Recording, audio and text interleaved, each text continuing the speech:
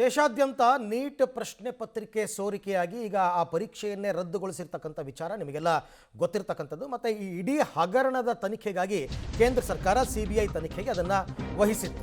ಈಗ ನೀಟ್ ಪರೀಕ್ಷೆ ರದ್ದುಪಡಿಸಿದ್ದಕ್ಕೆ ಅದನ್ನು ಖಂಡಿಸಿ ಸಂಸದ ಡಾಕ್ಟರ್ ಕೆ ಸುಧಾಕರ್ ನಿವಾಸದ ಬಳಿ ಕಾಂಗ್ರೆಸ್ ಪ್ರತಿಭಟನೆಯನ್ನು ನಡೆಸಿದೆ. ಕರ್ನಾಟಕ ಪ್ರದೇಶ ಯುವ ಕಾಂಗ್ರೆಸ್ ಸಮಿತಿಯಿಂದ ಪ್ರತಿಭಟನೆ ನಡೆದಿರ್ತಕ್ಕಂಥದ್ದು. ಸದಾಶಿವನಗರದ ಸಂಸದ ಡಾಕ್ಟರ್ ಸುಧಾಕರ್ ನಿವಾಸದ ಬಳಿ ಅವರು ಪ್ರತಿಭಟನೆಯನ್ನು ಮಾಡಿದ್ದಾರೆ. ಆದರೆ ಕೇಂದ್ರ ಸರ್ಕಾರದ ವಿರುದ್ಧ ಧಿಕ್ಕಾರ ಕೂಗಿ ಆಕ್ರೋಶವನ್ನು ವ್ಯಕ್ತಪಡಿಸಿದ್ದಾರೆ. ಯೂತ್ ಕಾಂಗ್ರೆಸ್ ಕಾರ್ಯಕರ್ತರನ್ನು ವಶಕ್ಕೆ ಪಡೆದಿದ್ದಾರೆ ಪೊಲೀಸರು. ಈಗಾಗಲೇ ಬೆಂಗಳೂರಿನ ಸದಾಶಿವನಗರದ ಸುಧಾಕರ್ ಅವರ ನಿವಾಸದ ಮುಂಭಾಗ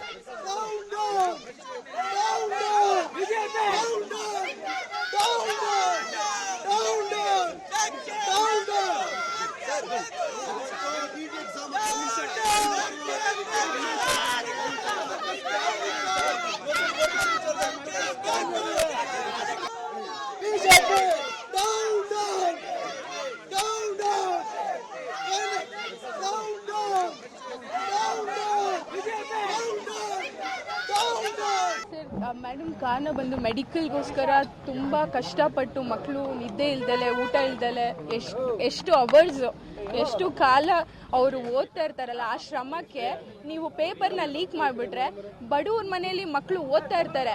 ನೀವು ದುಡ್ಡು ಕೊಟ್ಬಿಟ್ಟು ಈ ಥರ ಪೇಪರ್ ಲೀಕ್ ಮಾಡ್ತಾ ಇದ್ದೀರಾ ಇಷ್ಟು ವರ್ಷದಿಂದ. ಒಂದು ವರ್ಷನೂ ನಿಮಗೆ ಪೇಪರ್ನು ಯಾವ ಥರ ಲೀಕ್ ಆಗ್ತಿದೆ ಅದಕ್ಕೊಂದು ಸೆಕ್ಯೂರಿಟಿ ಕೊಡೋಕ್ಕಾಗಿಲ್ಲ ಅಂದರೆ ಯಾವ ಥರ ಮಕ್ಕಳದು ಭವಿಷ್ಯ ಹೆಂಗಿರುತ್ತೆ ಮುಂದೆ? ಈ ಭವಿಷ್ಯ ಕೇಳೋಕ್ಕೆ ಯೂತ್ ಎಲ್ಲರೂ ಹೊರ್ಗಡೆ ಬರಬೇಕು ಮೇಡಮ್. ಯೂತ್ ಬಂದು ಕೇಳಿದ್ರೆ ಮಾತ್ರ ಅವ್ರ ಭವಿಷ್ಯ ಮುಂದೆ ಅವ್ರದ್ದು ಏನಾಗುತ್ತೆ ಅನ್ನೋದು ಅವ್ರಿಗೆ ಗೊತ್ತಾಗುತ್ತೆ. ಅವ್ರ ಭವಿಷ್ಯ ಯಾರು ಇಲ್ಲಿ ಕೇಳಲ್ಲ, ಅವ್ರ ಮನೇಲಿ ಅವ್ರು ಕುತ್ಕೊಳ್ತಾರೆ ಹೊರತು.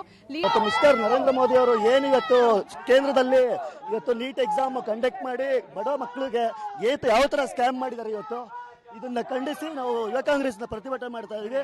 ಅವರಿಗೆ ಎಕ್ಸಾಮ್ ಕಂಡಕ್ಟ್ ಮಾಡಿದಿರಾ ಅವರಿಗೆ ಗ್ರೇಸ್ ಅಲ್ಲಿ ಪಾಸ್ ಮಾಡಬೇಕು ಅಂತ ನಮ್ಮ ಮನವಿ ಮಾಡ್ತಾ ಇದೀವಿ. ಅವ್ರು ಕೇಂದ್ರ ಸರ್ಕಾರದಲ್ಲಿ ಏನಾದ್ರು ಎಕ್ಸಾಮ್ ಅಲ್ಲಿ ಏನಾದ್ರು ಪಾಸ್ ಮಾಡಿಲ್ಲ ಅಂದ್ರೆ ಗ್ರೇಸ್ ಆಗಿ ಮಾಡಿಸ್ಕೊಟ್ಟು ರಾಜ್ಯ ಅಲ್ಲ. ಹಾಗೆ ನೋಡೋಕೆ ಹೋದರೆ ನಿನ್ನೆನೇ NSUIನವರು ಡೆಲ್ಲಿನಲ್ಲಿ ಪ್ರೊಟೆಸ್ಟನ್ನು ಮಾಡಿದರು. ಈಗ ಎಲ್ಲ ಕಡೆನೂ ಕೂಡ ಕಾಂಗ್ರೆಸ್ನವರು ಪ್ರತಿಭಟನೆಗೆ ಇಳಿದಿದ್ದಾರೆ. ಬೆಂಗಳೂರು ಮಾತ್ರ ಅಲ್ಲ, ಹುಬ್ಬಳ್ಳಿಯಲ್ಲೂ ಆಗಿದೆ. ನೀಟ್ ಪರೀಕ್ಷೆ ರದ್ದು ಖಂಡಿಸಿ ಕಾಂಗ್ರೆಸ್ ಪ್ರತಿಭಟನೆಯನ್ನು ಮುಂದುವರೆಸಿದೆ.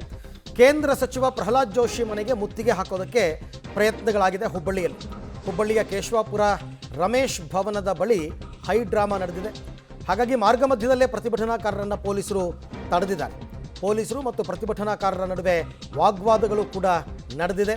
ನೀಟ್ ಪರೀಕ್ಷೆ ರದ್ದು ಖಂಡಿಸಿ ಕಾಂಗ್ರೆಸ್ ಬೇರೆ ಬೇರೆ ಜಿಲ್ಲಾ ಕೇಂದ್ರಗಳಲ್ಲಿ ಅಂದರೆ BJPಯ ನಾಯಕರು ಯಾರ್ಯಾರಿದ್ದಾರೋ ಅವರ ಮನೆಗಳಿಗೆ ಮುತ್ತಿಗೆ ಹಾಕೋ ಪ್ರಯತ್ನವನ್ನು ಪಟ್ಟಿದ್ದಾರೆ.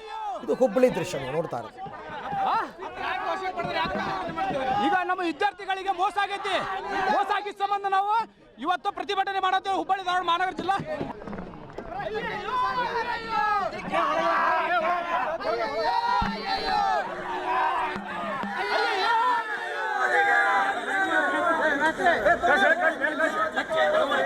ನಮ್ಮ ವಿದ್ಯಾರ್ಥಿಗಳಿಗೆ ಮೋಸ ಆಗೈತಿ. ಮೋಸ ಆಗಿದ್ದ ಸಂಬಂಧ ನಾವು ಇವತ್ತು ಪ್ರತಿಭಟನೆ ಮಾಡುತ್ತೇವೆ ಹುಬ್ಬಳ್ಳಿ ಧಾರವಾಡ ಮಹಾನಗರ ಜಿಲ್ಲಾ ಯುವ ಕಾಂಗ್ರೆಸ್ ವತಿಯಿಂದ. ಹುಬ್ಬಳ್ಳಿ, ಬೆಂಗಳೂರು ಸೇರಿದಂತೆ ಹಲವು ಕಡೆಗಳಲ್ಲಿ BJP ನಾಯಕರ ಮನೆಗಳಿಗೆ ಮುತ್ತಿಗೆ ಹಾಕೋ ಪ್ರಯತ್ನವನ್ನು ಯೂತ್ ಕಾಂಗ್ರೆಸ್ ಅವರು ಮಾಡಿರ್ತಕ್ಕಂಥದ್ದು.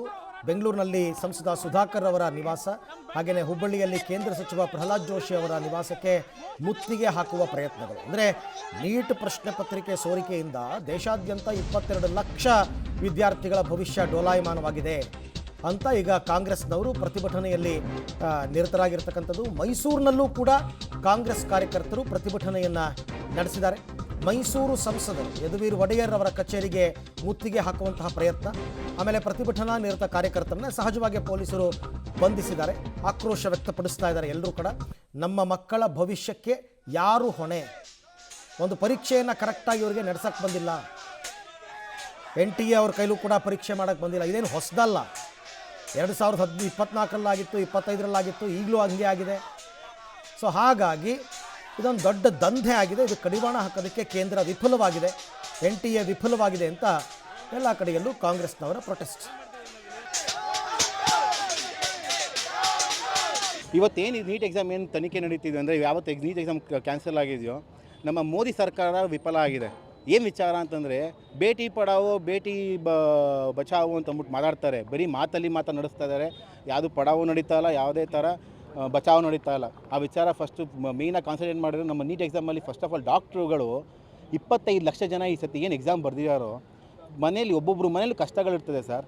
ಆ ಮನೆ ಕಷ್ಟಗಳನ್ನ ಬಡವರಾಗಲಿ ಅವ್ರ ಒಂದು ಮನೆ ಮಾರಾಟಕ್ಕೆ ಇಟ್ಟಾರು, ಹಡ ಇಟ್ಟಾರು, ಒಂದು ನೀಟ್ ಎಕ್ಸಾಮ್ ಬರ್ಕೊಂಡು ಬಂದಿರ್ತಾರೆ, ಅಂದರೆ ಕಾಲೇಜ್ಗೆ ಹೋಗ್ಬೇಕು ಅನ್ನೋ ಇದ್ರಲ್ಲಿ ಬಂದಿರ್ತಾರೆ.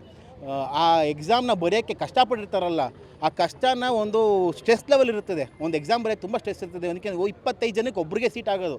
25 ಲಕ್ಷ ಜನಕ್ಕೆ 1,25,000 ಜನಕ್ಕೆ ಮಾತ್ರ ಸೀಟ್ ಆಗೋದು. ಆ 1,25,000 ಜನಕ್ಕೆ ಸೀಟ್ ಆಗಬೇಕು ಅಂದರೆ ಅವ್ರು ಎಷ್ಟು ಸ್ಟ್ರೆಸ್ ಪಟ್ಟಿರ್ತಾರೆ. ಆ ಸ್ಟ್ರೆಸ್ಸೆಲ್ಲ ಇನ್ನೇನಪ್ಪ ರಿಲೀಫ್ ಆಯಿತು ಅಂತ ಇದ್ದಂಗೆ ಅವ್ರಿಗೆ ಏನು ಮಾಡ್ತಾರೆ, ಎಕ್ಸಾಮ್ ಇಲ್ಲ, ಕ್ಯಾನ್ಸಲ್ ಆಗಿದೆ, ಇದು ವಿಫಲ ಯಾವುದು ಸಹ. ರೈಟ್. ಸೊ ಅಲ್ಲಲ್ಲಿ ಈ ಥರ ಪ್ರತಿಭಟನೆಗಳೆಲ್ಲವೂ ಕೂಡ ನಡೀತಾ ಇದೆ. ದೆಹಲಿಯಲ್ಲೂ ಕೂಡ ಪ್ರೊಟೆಸ್ಟ್ ಆಗಿದೆ ಹಾಗೆ ನೋಡೋಕ್ಕೆ ಹೋದರೆ.